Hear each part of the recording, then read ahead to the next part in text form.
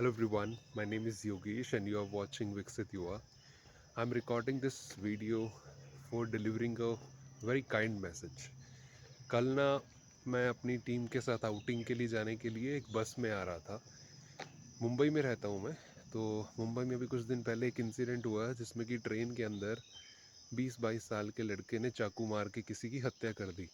छोटे से आर्ग्यूमेंट के बेसिस पे कि वो बोल रहा था गेट बंद कर दो बारिश आ रही है, दूसरे ने बोला कि तू कौन होता है मुझे ऐसे कहने वाला, और उसने इस चक्कर में उसको मार दिया गुस्से गुस्से में। और उसने पिया हुआ था, शायद दारू पी हुई थी जिसने उसको मतलब जिसने कत्ल किया दूसरे बेचारे बच्चे का। तो आजकल सहन शक्ति बिल्कुल ख़त्म हो गई है। जो इंसिडेंट मेरे साथ हुआ आज वो ये कि जिस बस में मैं आ रहा था ना, उसके कंडक्टर जो अक्सर कंडक्टर ना बहुत गुस्से वाले होते हैं, मतलब वो किसी की मानते नहीं सुनते नहीं। लेकिन क्या हुआ कि हमारी बस में एक पैसेंजर था, भरी हुई थी बस पूरी। पैसेंजर ने उसको बोला कि भाई आगे ना एक सीट खाली रख लियो, किसी ने मेरे रिश्तेदार ने चढ़ना है तो उसके बैठने के लिए। उसने 2-3 बार उसको ऐसा बोल दिया और कंडक्टर पहले मतलब कि सुन ही नहीं रहा था।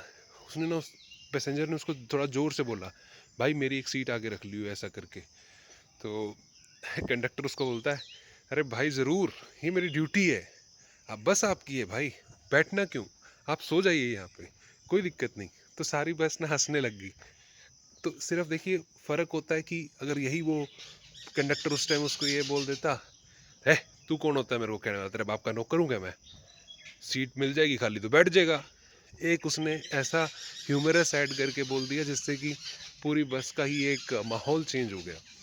तो ऐसे ही हर जगह होता है, परिवारों में, आपके टीम के अंदर, कंपनी के अंदर, आपका मैनेजर, आपका टीम लीडर, और आप अगर एज ए टीम मेंबर हैं तो एक पॉइंट ऐसा आता है, आप कुछ ऐसा बोलते हैं कि जिससे पूरी टीम का माहौल चेंज हो जाता है। तो वो जो पॉइंट होता है ना, माहौल चेंज करने वाला, वो बंदा हमेशा एक कंपनी के अंदर होना चाहिए। अदरवाइज परिवार में भी ऐसा होना चाहिए। मेरी नानी कहती थी, एक चुप सो सुख। अगर कभी लड़ाई भी हो जाए तो एक इंसान अगर चुप कर जाए ना, तो पूरे घर में शांति बनी रहती है। तो लेकिन उसी बस के अंदर थोड़ी देर में एक इंसिडेंट और हो गया। लेकिन उस टाइम पे लड़ाई इतने लेवल तक पहुंच गई थी, मुझे लगा कि आज तो भाई ख़त्म होगी कहानी। और लड़ाई किस चीज़ के लिए थी? 10 रुपए के पुराने नोट के पीछे। पैसेंजर बोल रहा था कि मुझे जो है ना, तो 10 रुपए का नोट चेंज करके दे क्योंकि ये फटा हुआ है या पुराना हो गया, फटा भी नहीं हुआ था। तो 15 मिनट के लिए बस रुकी रही। बोला कि या तो तू मुझे नया नोट दे या मैं बस नहीं चलाऊंगा। तो ऐसे कह के बस रुकी हुई थी और मुझे कहीं जाना था बाहर। तो फिर क्या हुआ फाइनली, क्योंकि मुझे मराठी ज़्यादा समझ नहीं आ रही थी, मैं हरियाणा से हूँ लेकिन मराठी सीख रहा हूँ।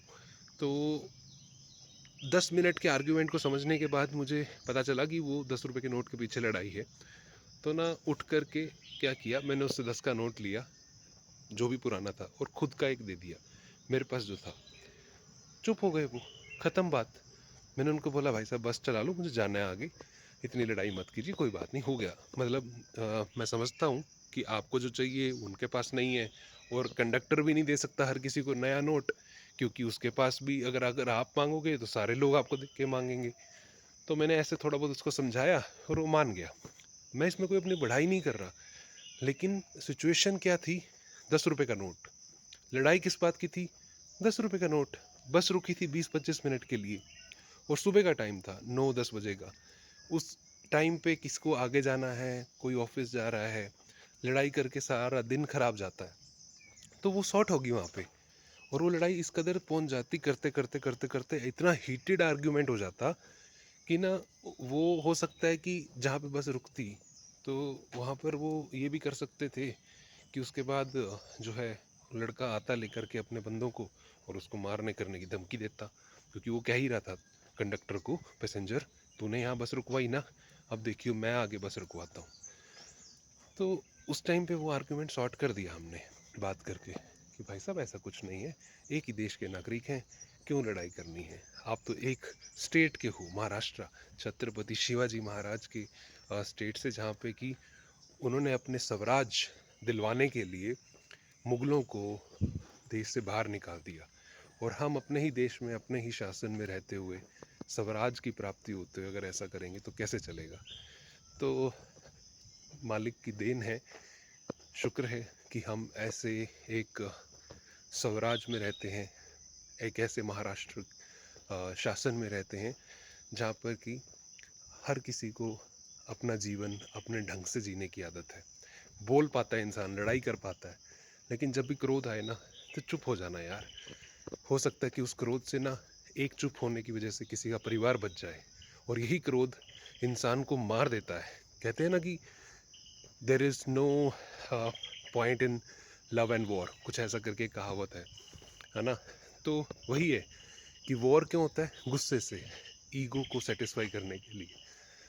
तो आपको क्यों ईगो सेटिस्फाई करनी है भाई? किसी का घर उजड़ जाएगा, और अपने देश में ही ईगो सेटिस्फाई करनी है क्या आपको? जो काम प्यार से, डायलॉग से हो सकता है, वो क्यों उसको आप हाथापाई में लेके जाते हो? तो बस इसी चीज़ को ध्यान रखो, चुप रहना सही है, क्योंकि जब आप इंडिविजुअल पर्सन को बोलते हो ना तो उसे बुरा बहुत जल्दी लग जाता है। तो मत बोलिए, चुप रहिए, ऊपर वाले से कंप्लेंट करिए जो करनी है। जहाँ चाहिए वहाँ बोलना भी पड़ता है, स्टैंड लेना भी पड़ता है। ऐसा नहीं है कि हमेशा ही चुप रहना चाहिए, क्योंकि देखिए अब मेरे साथ भी ऐसा कई बार होता है, लोग करते हैं, बस कंडक्टर भी करते हैं। तो हरियाणा से हूँ, कोशिश तो करता हूँ ना बोलूँ, लेकिन वो फिर खून जो है ना उबाले मारता है। तेरी इतनी हिम्मत, तूने बोल किस तरह दिया, आते ना देखूँ मैं बाहर निकल तू। तो यूं तो भावना तो आती है, लेकिन फिर सोचता हूँ कि अगर ऐसा बोल दिया तो नेक्स्ट क्या होगा डायलॉग। तो कई जगह तो ऐसा हुआ है कि इतना आर्ग्यूमेंट बढ़ गया था, तो उसने बोला तेन तो मैं मार के छोड़ूंगा। तो मैं बोला उस टाइम पे, क्योंकि सिचुएशन ऐसी, किसी ने अगर बोल दिया क्या करोगे आप?